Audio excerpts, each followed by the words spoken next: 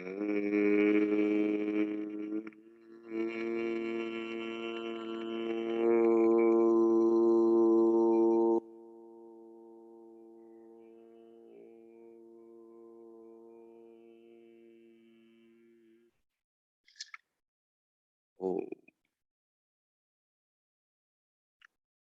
अमृत ध्यान साधना प्रभात सत्संग में आप सभी साधक साधिकाओं का हार्दिक स्वागत है। आइए ब्रह्म मुहूर्त की इस पावन वेला में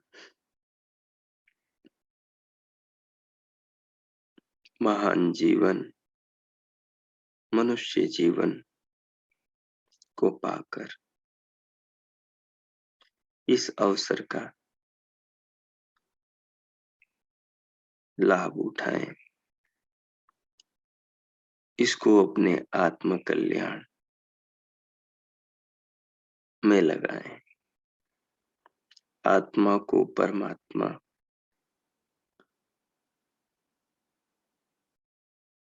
से मिलाने में इसका सदुपयोग करें। भगवान के भावों से हृदय को अंतःकरण को पावन करने का सत्प्रयास करें। जीवन बड़ा अनमोल है। प्रभु की इस धरा पर सर्वश्रेष्ठ रचना आत्मा को सर्वोत्तम सबसे महान अनमोल देन है। मनुष्य जीवन सबसे अनमोल है। अनमोल मानव जीवन को पाकर हम धन्य हैं। अनमोल मानव जीवन को पाकर हम बड़े बड़भागी हैं, सौभाग्यशाली हैं कि हम उस प्रभु पथ पर आगे बढ़ने के लिए आतुर हैं, जो इस जीवन का, इस जगत का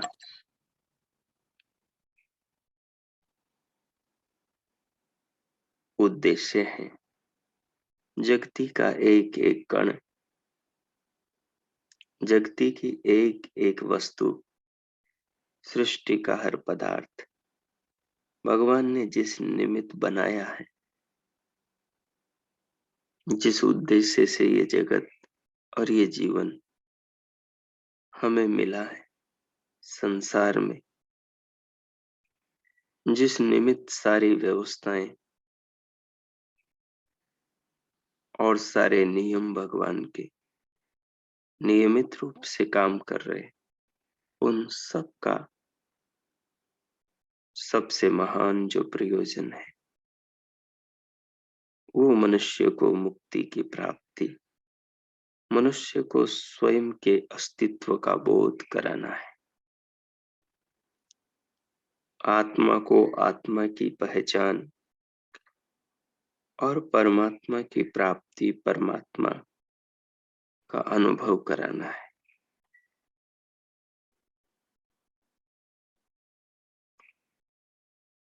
मृण्मय परिवर्तनशील प्रकृति से परिवर्तनशील सृष्टि बनी है। परिवर्तनशील इस सृष्टि की हर वस्तु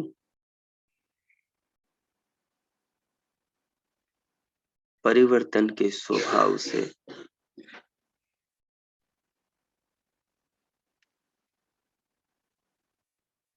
युक्त है और हर क्षण परिवर्तित हर वस्तु मात्र हो रही है। उन वस्तुओं में हम सबका जीवन,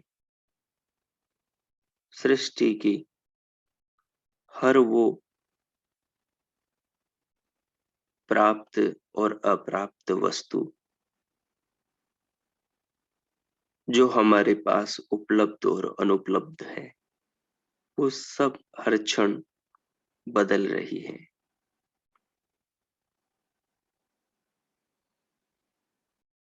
जैसे श्वास आ रही है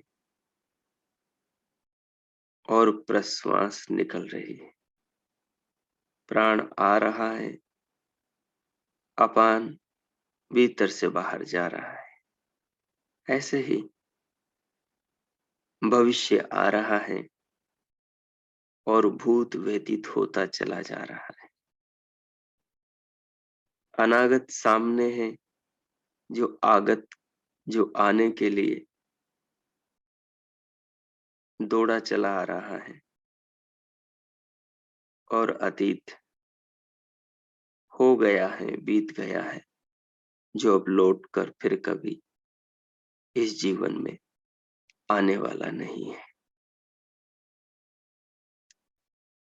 संसार की हर वस्तु परिणामी है, सब कुछ परिवर्तनशील है। ऐसा यहाँ कोई पदार्थ नहीं जो स्थिर हो, जो टिका रहने वाला हो। हर वस्तु की आयु है, उसकी जिंदगी है, उसके बनने और मिटने की सीमा है।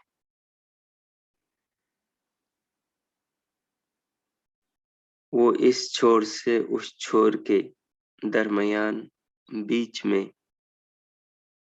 बस है। उसके बाद वो किसी और रूप में होगी। परिवर्तनशील ये संसार है, यहाँ की हर वस्तु परिणामी है। मैं और आप, हम सब परिवर्तनशील है। हमारे सबके शरीर, हमारी सबकी इंद्रियां, हमारे सबके घर, मकान, कार, मोटर, संसाधन, खाने पीने की वस्तुएं, सबके पति, पत्नियां, बच्चे, माँ बाप, सब कुछ बदलने वाले हैं। हर क्षण बदल रहे हैं।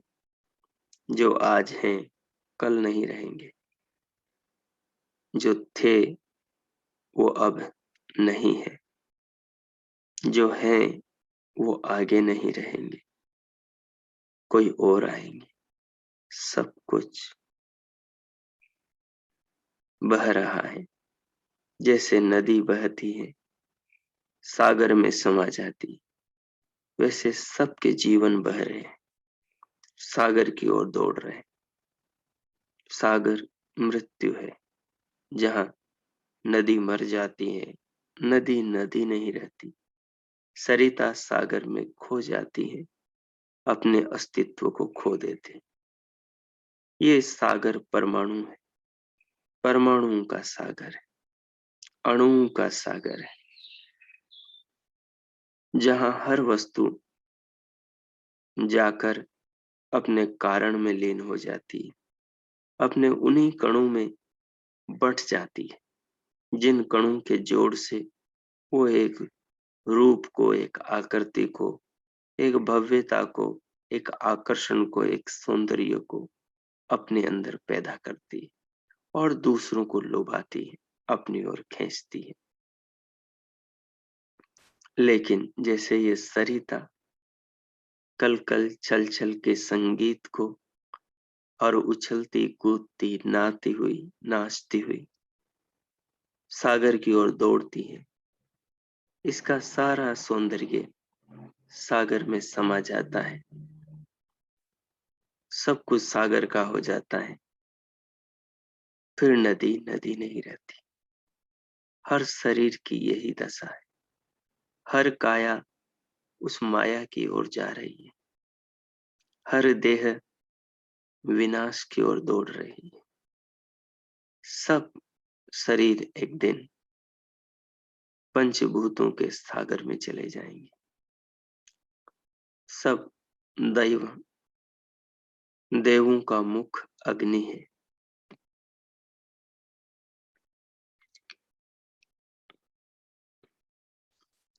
इस अग्नि में जो भी जाता है, ये सबको जहां से जो वस्तु आई है बस वहीं पहुंचा देती, सबको उनका अपना अपना भाग बांट देती है, सबको परमाणु में सूक्ष्म परमाणु में बदल देती है। नदी सागर की ओर दौड़ रही है, शरीर सब अग्नि की ओर दौड़ रहे हैं, शरीर सब मिट्टी की ओर दौड़ रहे हैं, शरीर सब वायु की ओर दौड़ रहे हैं, शरीर सब अस्त होने की ओर दौड़ रहे हैं। सूर्य उदय होता है तो अस्ताचल को भागता है, चंद्रमा उदय होता है तो अस्ताचल को भागता है, पूर्णिमा को पूर्ण होता है, पूर्ण होता है तो फिर वो धीरे धीरे अपूर्णता की ओर भागता है। जब वो पूरा अपूर्ण हो जाता है, जब वो एक दिन अमावस्या में समा जाता है, तो फिर उसके बाद में वो फिर नवयौवन के साथ, फिर पूर्णता के साथ, फिर जोश के साथ धीरे धीरे करके आगे बढ़ता है। पहले वो एक कोर में आता है, फिर 2 कोर हो जाता है, फिर 3 कोर हो जाता है, ऐसे बढ़ते बढ़ते 16वीं कोर में फिर से वो पूर्णिमा हो जाता है। ये चक्र चलता है और ये चक्र चलता ही रहता है। तो उसी चक्र में हम सब हैं। उस चक्र को भेद, उस चक्र को छेद, उस चक्र को तो वही पार करता है, उसके बाहर उस चक्रव्यूह के वही निकल पाता है जो ब्रह्म को, स्वयं को अर्पण कर दे या इस चक्र को जान ले, समझ ले और इससे ऊपर उठ जाए। तो सबके शरीर परमाणु में विभाजित होने की ओर भाग रहे। कल की सुंदरता आज नहीं, बचपन किशोर अवस्था में नहीं रहा, किशोर अवस्था जवानी में खो गई और जवानी बुढ़ापे में खो गई और बुढ़ापा सब मृत्यु में खो जाएगा। सारे शरीर परमाणु में बदल जाएंगे, सारा मोह मिट जाएगा, कुछ भी साथ में न जाना, सारी चीजें छूट जाएगी। ये सब बहुत अद्भुत है, ये सब हमारी आंखों के सामने नित्य घट रहा है, पर आदमी की आंखें नहीं खुलती। आंखें तो खुली हैं, चक्षु तो खुले हैं, पर ज्ञान के नेत्र नहीं खुलते। ज्ञान की ग्रंथियां सब बंद पड़ी हैं, उन पर ताले लगे हैं अज्ञान के, उन पर जंग लगा हुआ है, उन पर काई जमी है, उन पर धूल चढ़ी है, उन पर अविद्या, अस्मिता, राग, द्वेष आदि के आवरण चढ़े हैं। उन्हें जो उतारेगा, उन्हें पारदर्शी, दूर देखने वाली नजर ज्ञान की प्राप्त होगी। बाकी इस चक्र में चक्कर खाते रहेंगे, इस भूल भुलैया में ही इधर से उधर, उधर से इधर, जहां से चले वहीं लौट कर बार बार आते जाते रहे। जन्म से मृत्यु और मृत्यु से जन्म, जैसे सरिता की सारी उछल कूद, सारा सौंदर्य, सारा कल कल, सारा छनछनाहट सागर में लीन हो जाता है। और सागर, सागर से फिर उस सारे उस जल को, जो सारी सरिताएं सागर हो गई, सूर्य वहां से अपनी किरणों से उठाता है, आकाश में ले जाता है और बादल बनाता है। बादल बनाता है और अपने विद्युतीय शक्ति से उन बादलों को प्रताड़ित करता है और वायु उन बादलों को आपस में गति देती और फिर वो बादल अग्नि के संयोग से पिघल जाते और आकाश से बरसकर धरती के आंगन में फिर से हरियाली पैदा करते हैं। फिर से मेह बनकर, वर्षा बनकर वो बादल बरसते हैं और फिर बरसकर ये बूंदें जो कण कण है, कण कण है, ये सारे कण कण फिर इकट्ठे होते हैं और ये तालाब, तलैया और नदियों का रूप ले लेते हैं, झरनों का रूप ले लेते हैं। कण कण जैसे सत्व गुण के असंख्य कण, रजोगुण के असंख्य कण, तमोगुण के असंख्य कण सब आपस में मिल जाते हैं, सब आपस में जुड़ जाते हैं, एक दूसरे से गुत्थम गुत्था हो जाते हैं, एक दूसरे से लड़ते हैं और एक दूसरे में अनुकूल होकर फिर समा जाते हैं। सबके स्वभाव अलग है पर परमात्मा की महिमा महान है। उस महान शक्तिमान की बुद्धि अपरंपार है। उसके बुद्धि बल, उसके ज्ञान पराक्रम और उसके कर्म, उसकी व्यवस्था से ये तीनों सत्वगुण, रजोगुण और तमोगुण के महान असीम अनंत कण आपस में उसकी व्यवस्था से मिलकर आगे बढ़ते हैं। जैसे जैसे आकाश से बादलों से गिरते वर्षा के ये सूक्ष्म बिंदु, ये बूंदें, ये फुहार उन परमाणु की तरह है मानो। ये धरती पर जाकर सब इकट्ठे हो जाते, इकट्ठे होकर फिर कहीं छोटे तालाब का रूप ले लेते,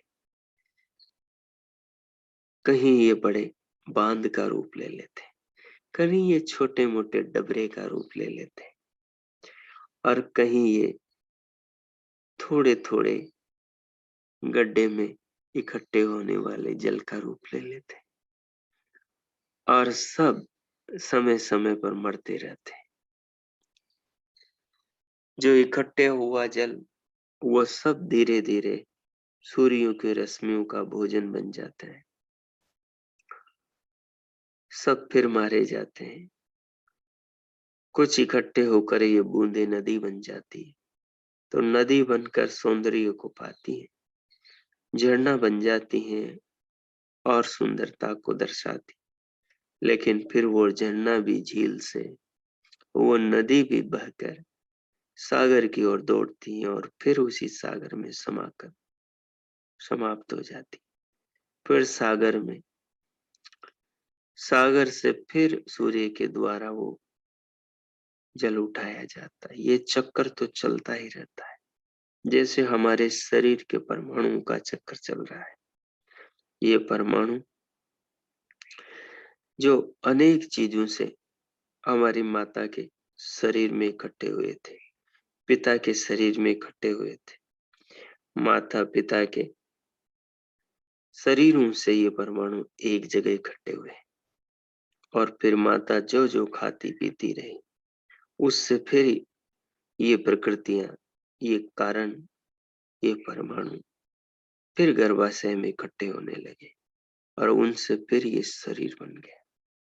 अब ये शरीर और खाने पीने की चीजों से चलता बढ़ता चला जा रहा है और इसके अंदर इकट्ठा होता परमाणु का समुदाय चला जा रहा है और आज आगे जाकर धीरे धीरे एक दिन आएगा कि ये परमाणु कमजोर हो जाएंगे, एक दूसरे के साथ इनकी पकड़ कमजोर हो जाएगी, जैसे मटके के कण आपस में कमजोर हो जाते, जैसे वस्त्र के तंतु आपस में कमजोर हो जाते और फिर एक दूसरे को थाम नहीं पाते। कितनी देर आदमी एक दूसरे हाथों की उंगलियों को थाम सकता है, थोड़ी देर में थक जाता है। इतना ही दम होता है हाथों का। इन परमाणु में इतनी ही शक्ति होती, कितनी देर एक दूसरे के चिपक के रहेंगे। फिर इनकी शक्ति खत्म हो जाती है तो ये वापस बिखर जाते। यही होता है शरीर के भीतर के यंत्रों की भी हालत यही होती है, सब कमजोर हो जाते। एक दिन मटके को उठाते हैं, उसकी गर्दन हाथ में आ जाती है और धड़ नीचे का अलग हो जाता है। मटका फूट जाता है, वो सीधा ठिकरियों में बदल जाता है। ठिकरियों से फिर वो चूर्ण में चला जाता है और चूर्ण में जाकर फिर माटी में मिट्टी हो जाता है। यही हमारे शरीरों का होता है। एक दिन भीतर के पुर्जे, उनके सब परमाणु ढीले हो जाते। फिर आत्मा का काम नहीं चलता भीतर, तो परमात्मा उसको निकाल देता है। फिर ये शरीर हो गया जर्जर, तो फिर हम उठाकर इसको अग्नि को सौंप देते। अग्नि मुंह के मुंह में जाते ही वो जलाकर इसको भस्म कर देती, और भस्म करते ही इसमें जो वायु के परमाणु थे वो सब वायु में जा मिलते हैं। इसमें जो जल के थे वो सब वाष्प होकर जल में समा जाते हैं। इसमें जो अग्नि के थे वो अग्नि हो जाते हैं, रूप के थे वो अग्नि हो जाते हैं, और इसमें जो पार्थिव कण थे वो सब राख और मिट्टी और हड्डियों के रूप में बच जाते हैं। जो इसमें अवकाश स्पेस था, आकाश था, वो सब अवकाश आकाश हो जाता है। ये लोग कुछ नहीं रहा, सब साफ हो गया। जहां से आए सब वहीं चले गए। यही जिंदगी है, ये सत्य है। इस सत्य को पहचानो, मौत को सामने खड़ी देखो। इसलिए भगवान कहते हैं जागते रहो। जागोगे तो मेरी बातें तुम्हारे काम आएगी। यो जागा रह तम ऋचः कामयन्ते। मेरी ऋचाएं, मेरा ये सत्य ज्ञान तुम्हारे काम जिंदगी में तभी आएगा जब तुम जागते रहोगे। नहीं तो ये वेद बेकार है। फिर वेद तुम्हारे लिए कुछ नहीं कर पाएंगे जब तुम जागोगे। क्योंकि सोए हुए आदमी के आसपास कितने ही रत्न हो, कितने ही मोती हो, कितने ही पुखराज, कितने ही अमृत, कितने ही दूध दही की नदियां बहती हो। जो सोया है उसने सब कुछ खोया है, जो जागा है उसने बहुत कुछ पाया है। वो स्वतंत्र है। वो क्या पाना चाहता है, वो कितनी मुट्ठियां भरना चाहता है, उसके हाथ में है। वो मिट्टी से मुट्ठी भरेगा या फिर वो सोने से मुट्ठी भरेगा। वो अमृत को चखना चाहता है या फिर वो विषयों में ही तृप्त रहना चाहता है। जैसा ज्ञान वैसा जीवन, जितना ऊंचा ज्ञान उतना ऊंचा जीवन, जैसा ज्ञान वैसा लक्ष्य। जितना ज्ञान सूक्ष्म होगा दृष्टि उतनी सूक्ष्म होगी। जीवन बड़ा अनमोल है, जीवन बड़ा अद्भुत है। जीवन इतना विशाल है और जीवन इतना छोटा है। जीवन पतन के कगार पे भी ले जाता है तो जीवन मंगल के द्वार भी खोलता है। जीवन अशांति, जीवन दुख, जीवन दरिद्रता और जीवन नरक के द्वार भी खोलता है तो जीवन स्वर्ग के, शांति के, आनंद के और ईश्वर का द्वार भी खोलता है। इसलिए हमें इस तत्व को समझ लेना है कि जीवन बह रहा है और परमाणु होने की ओर ये शरीर दौड़ रहा है। नदियां जैसे सागर की ओर भाग रही है, शरीर सबके अग्नि की ओर भाग रहे हैं। और अग्नि दैवावाई, देवावई, देवों का मुंह है, उनका मुख है।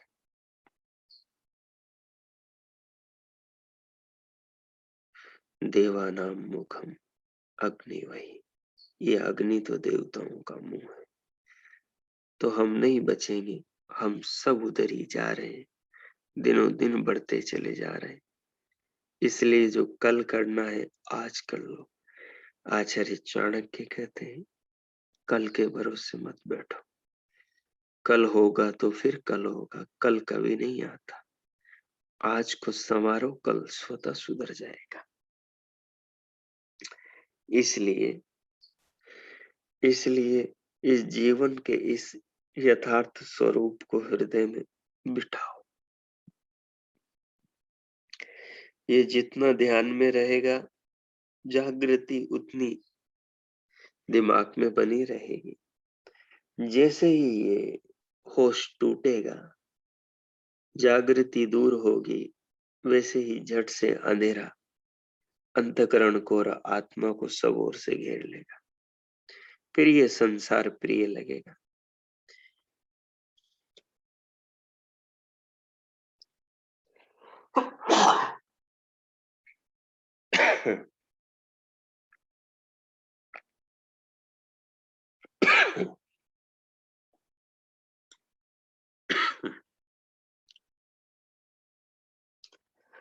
फिर ये संसार की वस्तुएं आकर्षित करेंगी और अपनी ओर खींचेंगी और हम इनकी ओर बहे चले जाएंगे।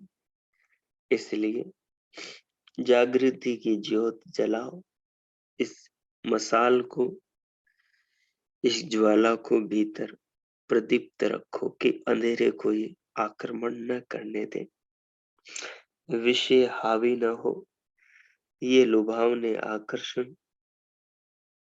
हमला न कर दे। जितने से गुजर बसर होता है, जितने से जरूरत पूरी होती है, उतना अर्जन करे, और वो भी भगवत्ता की प्राप्ति के लिए करे। उस भाव से सराबोर होकर करे, ताकि कर्म भी पूजा बन जाए, ताकि क्रिया भी परमात्मा की ये कर्म की क्रिया भी परिचर्या बन जाए, प्रभु की सेवा बन जाए। आत्मा की भगवान के भाव में अहर्निश रति हो, निरंतर आत्मा परमात्मा में ही रमण करे, भगवान के भाव में ही चेतन उस महान चेतना में भी चेतित रहे, जागता रहे। इन विषयों की ओर से अपने आप को उस परमात्मा की ओर मोड़े रखे, इस भाव को अपने भीतर धारण करें। और अब मैं 5 मिनट मौन होता हूं। इस चिंतन के स्थार को आत्मसात करें, इस देह को अनुभव करें, सिर से पांव तक, त्वचा से अस्थि तक, गहरे लंबे श्वास प्रश्वास लेते हुए, सारे शरीर को श्वास के साथ अनुभव करते हुए, अनुभव करते करते इस भाव में डूब जाए। इस चिंतन को देह की अनुभूति से जोड़ लें और फिर अनुभव करते हुए देह को, इस चिंतन को करें और फिर इस चिंतन को प्रभु से जोड़ लें। तो इस प्रकार 5 मिनट तक ध्यानमय चिंतन देहानुभूति के साथ दीर्घ लंबे गहरे श्वास प्रश्वास के साथ में करें। ओम कीजिए।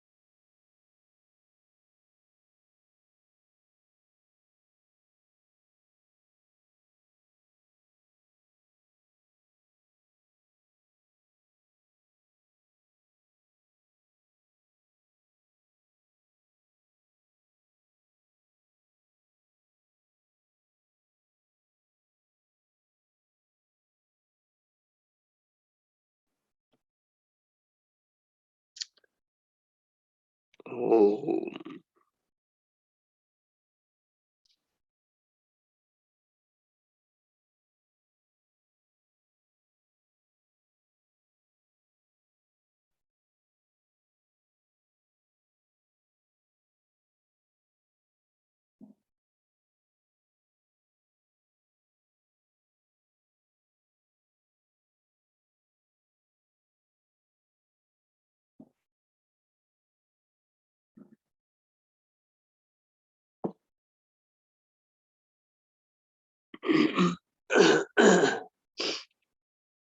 ओम। अब इस भाव के साथ भगवान का धन्यवाद करें।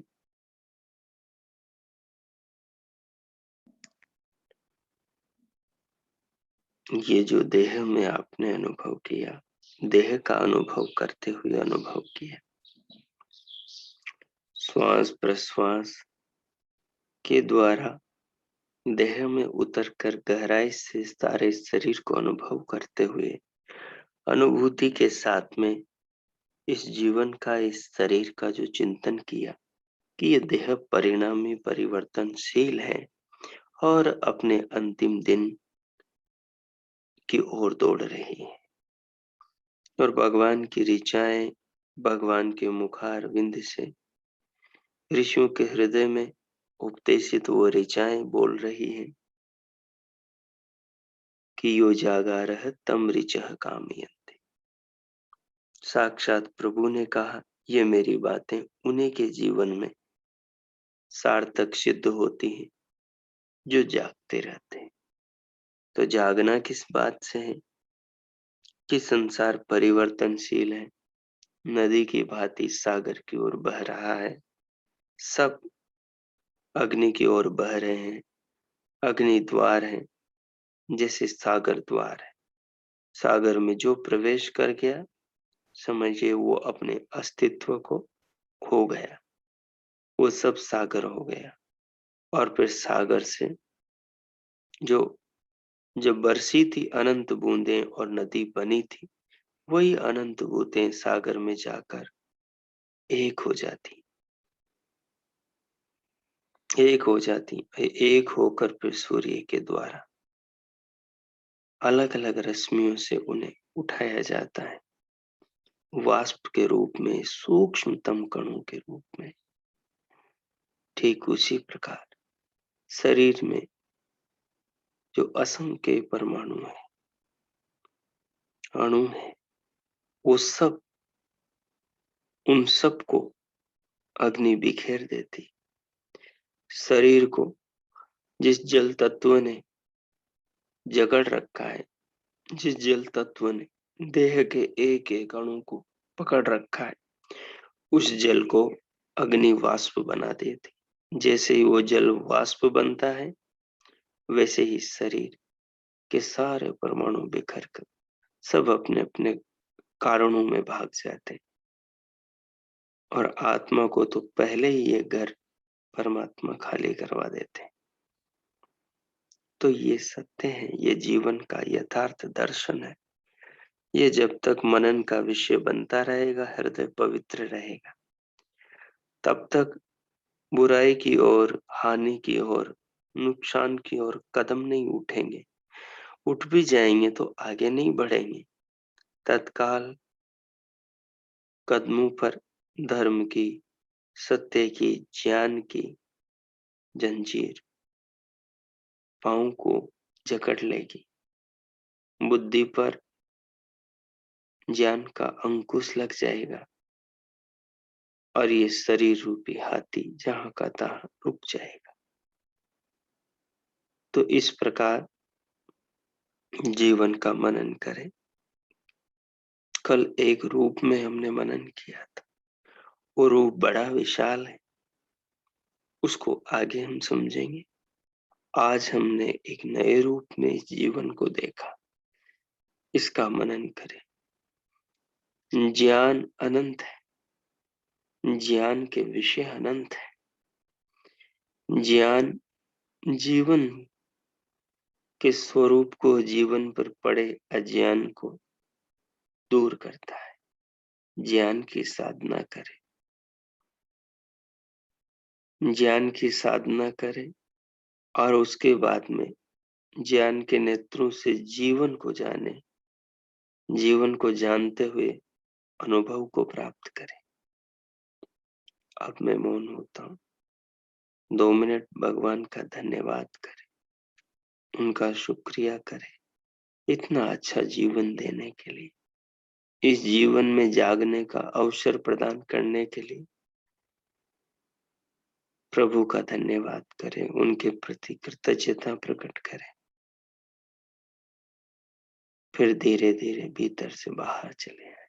ओम कीजिए।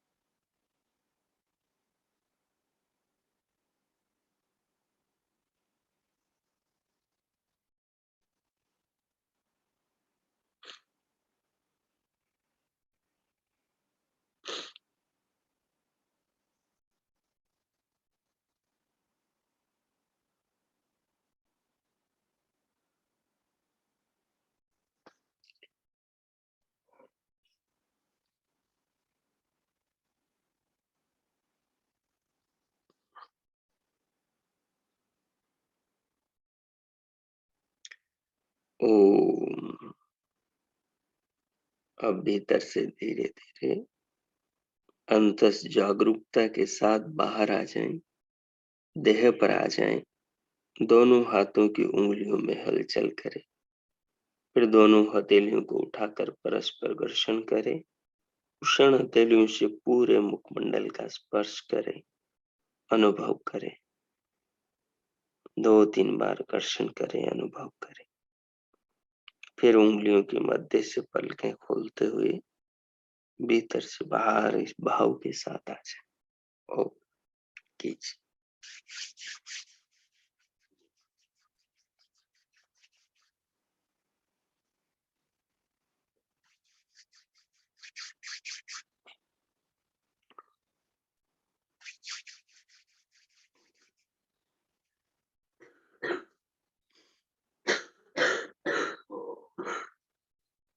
ओ शांति पाठ करते हैं। उसके बाद में आपके जिनके जो प्रश्न होंगे उन पर चर्चा करें। ओम शांति शांति शांति। ओम।